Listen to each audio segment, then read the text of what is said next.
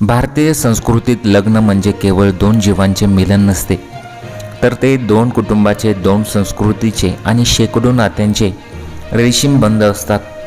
आता या घटनेत असं काय घडलं पहा, की अक्षरशः जे काही वऱ्हाडी होते ते ओरडत नदीवर पळत सुटले. मग असं त्या लग्नात काय घडलं पहा. लग्न ठरवल्यापासून ते अगदी अक्षता पळेपर्यंत प्रत्येक क्षण आनंद लुटला जातो. पण कधीकधी आनंदाच्या उत्साहात अशी काही नाट्यमय वळणे येतात, ज्याची कल्पना ना वऱ्हाड्या नवरीकडच्यांनी केली असते ना नवरदेवकडच्यांनी केलेली असते. आता सिवान जिल्ह्यातील घडलेली ही घटना एक अतिशय थरारक, तितकीच चक्रावून टाकणारी आणि शेवट हास्याची कारंजी उडवणारी सत्य घटना आज आपण अगदी सस्पेन्स थ्रिलर चित्रपटासारखी पाहणार आहोत, कारण घटनाच अशी घडलेली आहे. सिवान जिल्ह्यातील एका शांत सुंदर गावात एक प्रतिष्ठित कुटुंब लग्नाची लगबग सुरू करत होतं. लाडक्या लेकीचे लग्न, त्यामुळे वडिलांनी आपल्या आयुष्याची पुंजीपणाला लावली होती. प्रत्येक बापाची इच्छा असते की आपल्या मुलीचे लग्न धूमधडाक्यात व्हावे, आलेल्या पाहुण्यांचे स्वागत आदराने व्हावे आणि जेवणाचा बेत तर असा असावा की खाणारा बोटे चाटत राहील, असं त्यांचं म्हणणं असतं. दोन्ही कुटुंबाच्या संमतीने लग्नाचा सुवर्ण मध्य गाठला गेला होता. नवरदेवाच्या वडिलांनी शब्द दिला होता की आम्ही मोठे मानपान मागत नाही. गावातून मोजकेच आणि जवळचेच पाहुणे वऱ्हाड म्हणून येतील. साधारण 100 लोकांची व्यवस्था करा बास, असं मग त्यांनी सांगितलं होतं. नवरीच्या वडिलांनी सुटकेचा श्वास सोडला. आजच्या महागाईच्या काळात 100 लोकांचे वऱ्हाड सांभाळणे त्यांच्या बजेटमध्ये बसणारे होते. त्यांनी गावकऱ्यांना हाताशी धरून मंडप सजवला. हलवायला उत्कृष्ट पक्वाने बनवण्याची ऑर्डर दिली आणि गावाबाहेरच्या विस्तीर्ण मैदानाजवळ तेथून एक संत वाहणारी नदीसुद्धा होती. तिथे वऱ्हाड्यांच्या स्वागताची जय्यत तयारी होती. मग असं या लग्नात नक्की काय घडलेलं आहे ते पहा. धूमधडाक्यात वऱ्हाड आले, पण लग्नाचा तो शुभ मुहूर्त उजाडला. दुरूनच सनई चौघड्यांचे आवाज ऐकू येऊ लागले. नवरदेव घोड्यावर स्वार होऊन येत होता. नवरीच्या कुटुंबियांनी दारात औक्षण करण्यासाठी आरत्या सजवल्या, पण जसजशी मिरवणूक मुख्य कमानीजवळ पोहोचू लागली तसतशी नवरीच्या वडिलांच्या कपाळावर आठ्या पडू लागल्या. कारण की गाड्या मागून गाड्या येत होत्या. एका गाडीतून 10-10 लोक उतरत होते, जो तो नवरदेवाचा खास नातेवाईक असल्याच्या थाटात मिरवत होता. हळूहळू ती गर्दी मोजली गेली आणि नवरीच्या वडिलांच्या पायाखालची जमीन सरकली. आधी ठरले होते 100 पाहुणे, प्रत्यक्षात आले 200पेक्षा जास्त पाहुणे. आता उत्तर भारतात जितके मोठे वऱ्हाड तितकी नवरदेवाची ऐट किंवा प्रतिष्ठा मानली जाते. याच अघोषित आणि विचित्र नियमाचा गैरफायदा नवरदेवाच्या कुटुंबियांनी घेतला होता. त्यांनी ठरलेल्या संख्येपेक्षा दुप्पट लोक सोबत आणले होते. अचानक पाहुण्यांची संख्या दुप्पट झाल्याने लग्न मंडपात एकच खळबळ उडाली. 100 लोकांचे जेवण आणि व्यवस्था अतिरिक्त करणे म्हणजे ऐनवेळी हजारो रुपयांचा नाहक भुर्दंड सोसणे होते.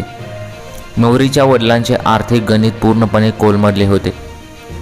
आता तुम्हाला प्रश्न पडला असेल की मग या लग्नात नक्की पुढे असं काय घडलं.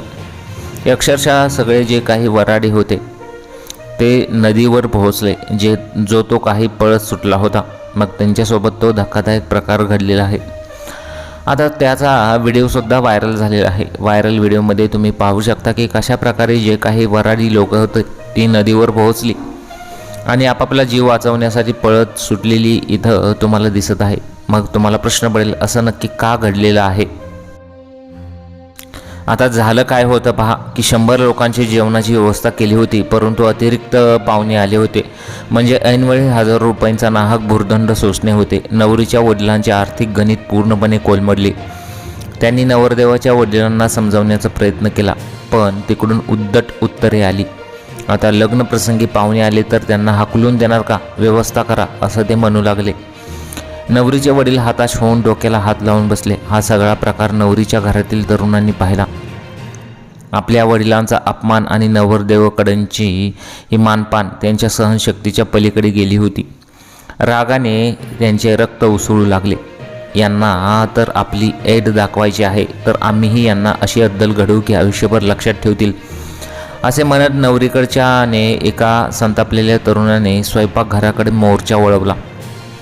स्वयंपाकी इतर कामात व्यस्त असताना त्या तरुणाने खिशातून एक गुप्त पुडी काढली. त्या पुडीत असे काहीतरी होते की जे केवळ काही तासात संपूर्ण वऱ्हाडीचे नशीब बदलणार होते. त्याने ती संपूर्ण पुडी वऱ्हाड्यांसाठी बनवलेल्या खास त्या जेवणामध्ये गोड पंचपक्वान्नामध्ये व्यवस्थित मिसळले आणि तो शांतपणे बाहेर आला. तिकडे वऱ्हाडी मंडळींनी या पडद्यामागील कटाची पुसटशी कल्पना नव्हती. नवरीकडचे लोक अचानक खूपच नम्र झाले होते. ते आग्रह करून वऱ्हाड्यांना ताट भरून जेवण वाढत होते. अहो घ्या घ्या, आमचे जावई बापू मोठे मानकरी आहेत, कमी पडू देऊ नका असे म्हणत नवरीच्या भावांनी वऱ्हाड्यांना पोटभर जेवू घातले. 200च्या 200 वऱ्हाड्यांनी जेवणावर ताव मारला. रसाळ भाज्या, गरम पुरे आणि गोड बुंदी खाऊन प्रत्येकाच्या तृप्तीच्या ढेकरा निघू लागल्या. जेवण आटोपल्यावर काही वेळातच लग्नाचे विधी सुरू झाले. नवरदेव आणि नवरी लग्नाच्या वेशीवर बसले. रात्रीचे दिवसाचे 12 वाजले होते. वातावरणात शांतता पसरली होती, पण ही शांतता वादळापूर्वीची होती. आणि मग अक्षरशः जेव्हा गुरुजी मंत्रोच्चार करत होते तेव्हा अचानक एका ज्येष्ठ वऱ्हाडीच्या पोटात विचित्र गुडगुड आवाज ऐकू आला. त्याने हाताने आपले पोट दाबून धरले. त्याला वाटले गॅस झाला असेल, पण पुढे अत्यंत भयानक परिस्थिती निर्माण होणार होती. पण पुढच्या 5 मिनिटात एकामागून एक तब्बल 50 वऱ्हाड्यांच्या पोटात असह्य वेदना आणि खळबळ सुरू झाली. सगळ्यांचे चेहरे पांढरे पडू लागले. कोणीतरी हळूच उठून कोपरा पकडू लागला, तर कोणीतरी अस्वस्थपणे पाय देवाऱ्यासारखे हलवू लागला.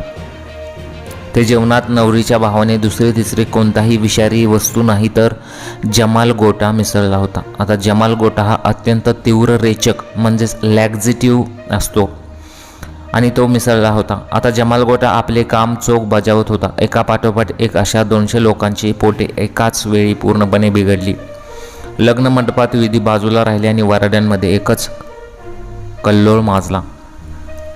आता खरी अडचण अशी होती की गावात इतक्या लोकांची व्यवस्था करणारे असणारे शौचालय नव्हते. निसर्गाची हाक इतकी तीव्र होती की रोखणे कोणाच्याच हातात नव्हते.